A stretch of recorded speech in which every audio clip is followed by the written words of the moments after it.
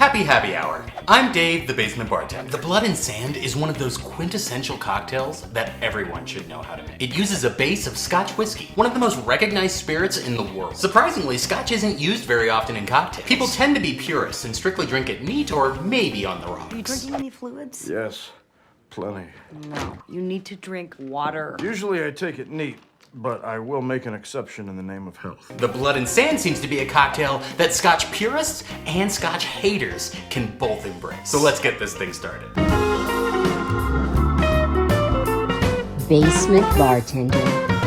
The Blood and Sand was created in London around the 1920s. It's named after the 1922 Rudolph Valentino movie and was first printed in the 1930 Savoy cocktail bar. It combines equal parts of Scotch, Cherry Liqueur, Vermouth, and orange juice for a sweet and smoky profile. I love Scotch. I love Scotch. Scotch is got Scotch. While some say a red hue from blood orange juice is what linked it to the film, very few recipes specifically call for blood oranges. Typically, the red hue comes from the cherry liqueur and the sweet vermouth. In your mixing glass, combine 1 ounce of Scotch, 1 ounce of cherry liqueur, 1 ounce of orange juice, and 1 ounce of sweet vermouth. I like to add about 3 dashes each of cherry bitters and orange bitters. Stir over cracked ice and strain into a cocktail cup. Garnish with an orange twist and cherry. Cheers. The results will be smooth and refreshing, but yet still have the strength that Scotch commands.